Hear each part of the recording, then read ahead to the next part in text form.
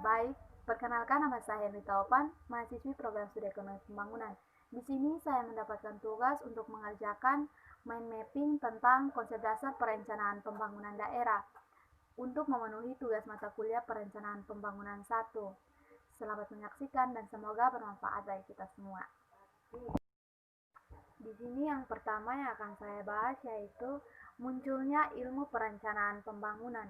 Nah, pada awalnya ilmu perencanaan pembangunan muncul di negara-negara yang menganut paham sosialis, di mana peranan pemerintah dalam kegiatan ekonomi dan pembangunan sangat besar.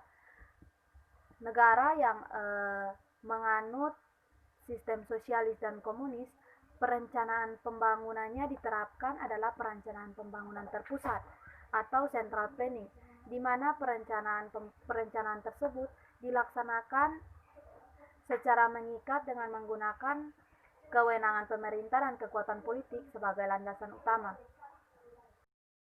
Yang berikut, mengapa sebuah negara perlu melakukan rencana sebelum melakukan pembangunan. Yang pertama itu agar tidak terjadi mekanisme kegagalan pasar, sedangkan yang kedua itu agar tidak terjadi ketidakpastian di masa mendatang. Terus yang ketiga itu untuk mengarahkan kegiatan pembangunan. Yang berikut di sini adalah pengertian perencanaan pembangunan menurut para ahli. Yang pertama, ahli Arthur W. Lewis. Beliau mendefinisikan perencanaan pembangunan itu sebagai suatu kumpulan kebijaksanaan dan program pembangunan untuk merangsang masyarakat dan swasta agar menggunakan sumber daya yang tersedia secara lebih produktif. Sedangkan yang kedua itu menurut ahli M.L. Zingan. Beliau mendefinisikan perencanaan pembangunan itu sebagai pengendalian dan pengaturan perekonomian dengan sengaja oleh suatu pengusaha atau pemerintah pusat untuk mencapai suatu sasaran dan tujuan tertentu di dalam jangka waktu tertentu pula. Sedangkan yang ketiga itu menurut ahli Michael Todaro. Beliau mendefinisikan perencanaan pembangunan tersebut sebagai suatu upaya pemerintah secara sengaja untuk melakukan koordinasi pengembalian keputusan ekonomi dalam jangka panjang untuk mempengaruhi secara langsung maupun tidak langsung tingkat pertumbuhan dari beberapa variabel utama perekonomian nasional. Yang berikut itu adalah tujuan dan sasaran perencanaan pembangunan. Nah, yang pertama, mendukung koordinasi antar pelaku pembangunan. Yang kedua itu menjamin terciptanya integrasi, sinkronisasi, dan sinergi antar daerah, waktu, dan fungsi pemerintah, baik pusat maupun daerah. Yang ketiga itu menjamin keterkaitan dan konsistensi antara perencanaan, penganggaran, pelaksanaan, dan juga pengawasan. Yang keempat itu mengoptimalkan partisipasi masyarakat dalam perencanaan pembangunan. Yang kelima, menjamin tercapainya penggunaan sumber daya secara efisien, efektif, dan juga adil. Yang berikut adalah jenis perencanaan pembangunan. Yang pertama itu perencanaan jangka panjang, yang kedua perencanaan jangka menengah, dan yang ketiga itu perencanaan jangka pendek. Nah, perencanaan jangka panjang biasanya mencakup jangka waktu 10-25 tahun. Sedangkan perencanaan jangka menengah biasanya mencakup 4-5 tahun. Sedangkan kalau perencanaan jangka pendek biasanya hanya mencakup waktu 1 tahun, sehingga seringkali juga dinamakan sebagai rencana tahunan. Yang berikut itu adalah tahapan perencanaan pembangunan. Yang pertama, tahap penyusunan rencana. Nah, tahap awal kegiatan perencanaan adalah menyusun naskah atau rancangan rencana pembangunan yang secara formal merupakan tanggung jawab dari badan perencana, baik Bappenas untuk tingkat nasional dan Bapeda untuk tingkat daerah. Sedangkan yang kedua itu adalah tahap penetapan rencana. Nah, rancangan rencana pembangunan yang telah selesai baru akan berlaku secara resmi bila telah mendapat pengesahan dari pihak yang berwenang. Sedangkan yang ketiga itu adalah tahap pengendalian pelaksana rencana. Nah, setelah rencana pembangunan tersebut ditetapkan oleh pihak yang berwenang, maka dimulai proses pelaksanaan rencana oleh pihak eksekutif melalui SKPBD terkait. Yang keempat itu adalah tahap evaluasi keberhasilan pelaksanaan rencana. Nah, setelah pelaksanaan kegiatan pembangunan selesai, badan perencana masih mempunyai tanggung jawab terakhir, yaitu melakukan evaluasi terhadap kinerja dari kegiatan pembangunan tersebut. Yang berikut adalah siklus perencanaan pembangunan. Nah, yang pertama, penilaian keadaan saat ini. Nah, penyusunan perencanaan pembangunan selalu dimulai dengan penilaian terhadap kondisi umum negara atau daerah, baik di bidang fisik dan sosial ekonomi saat ini, atau existing condition. Sedangkan yang kedua itu adalah penilaian arah pembangunan masa datang. Nah, kegiatan berikutnya yang perlu dilakukan itu adalah melakukan penilaian terhadap arah pembangunan di masa yang akan datang. Nah, penilaiannya biasa dilakukan dengan jalan melakukan perkiraan atau prediksi secara terukur terhadap beberapa indikator makro pembangunan di bidang ekonomi. Indikator pembangunan yang perlu diperkirakan ke depan adalah pertumbuhan ekonomi, kebutuhan investasi untuk mencapai target pertumbuhan ekonomi, perkiraan pendapatan pembangunan yang perlu diperkirakan ke depan. Sedangkan yang ketiga itu adalah formulasi tujuan dan sasaran pembangunan. Nah, siklus berikutnya yang perlu dilakukan adalah melakukan formulasi secara tepat tentang tujuan dan sasaran pembangunan.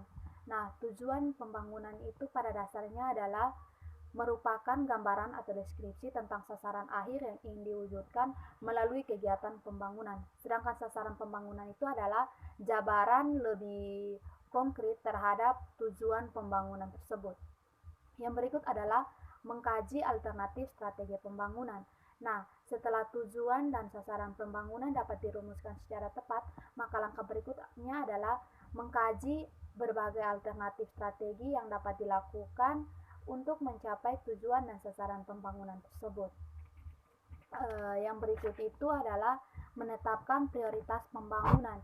Nah, setelah strategi pembangunan dapat ditentukan, maka langkah berikutnya adalah menetapkan prioritas pembangunan. Nah, prioritas pembangunan perlu dilakukan secara tajam agar pencapaian tujuan dan sasaran pembangunan dapat dilakukan dengan kondisi dana yang terbatas. Yang berikut itu adalah merumuskan kebijakan pembangunan.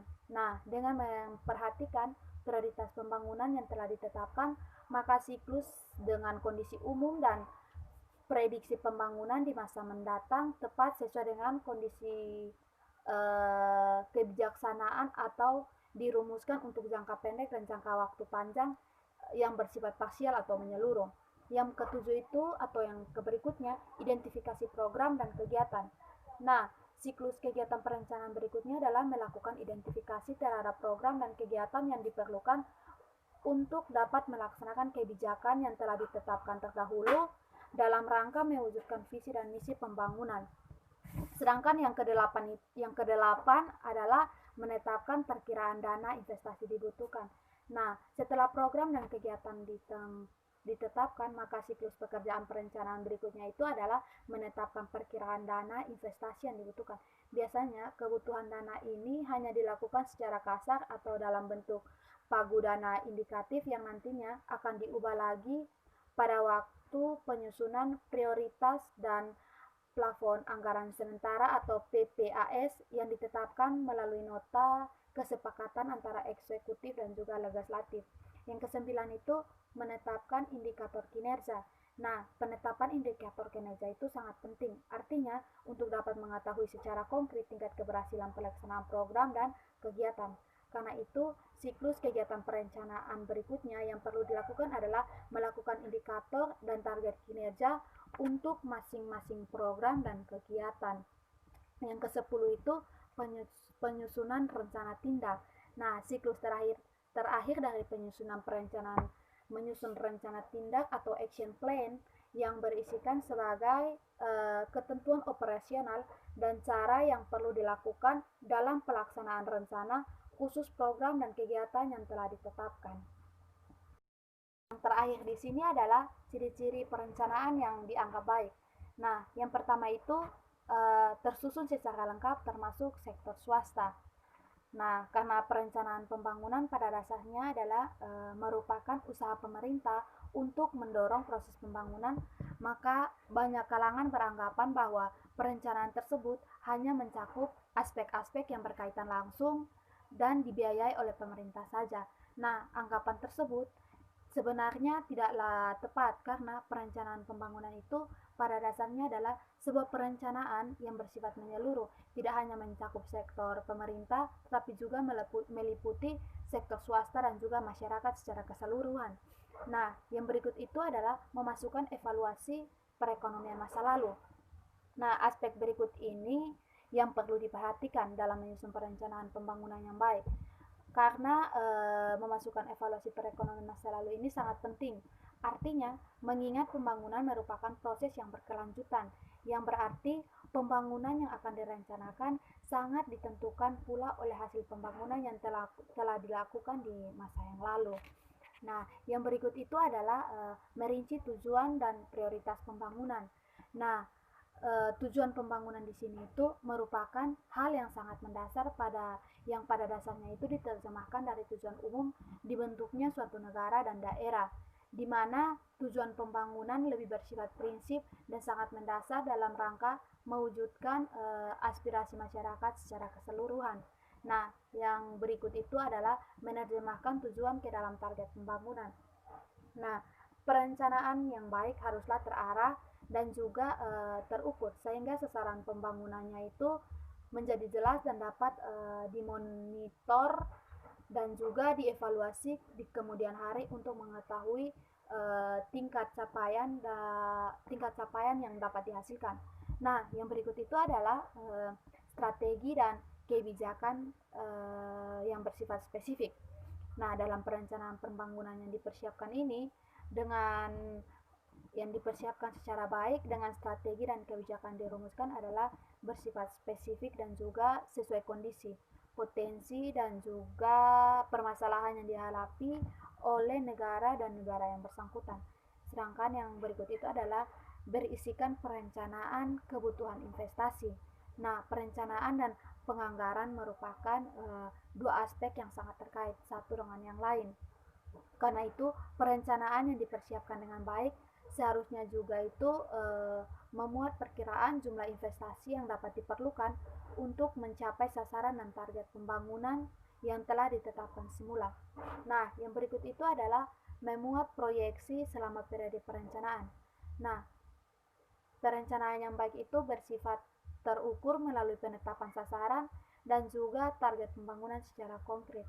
Karena itu, dalam perencanaan pembangunan yang dipersiapkan dengan baik akan terdapat perkiraan proyeksi masa mendatang dan juga dapat berfungsi sebagai sasaran dan target pembangunan secara kuantitatif. Yang berikut itu adalah mempunyai kaitan yang jelas dengan perencanaan pembangunan lainnya.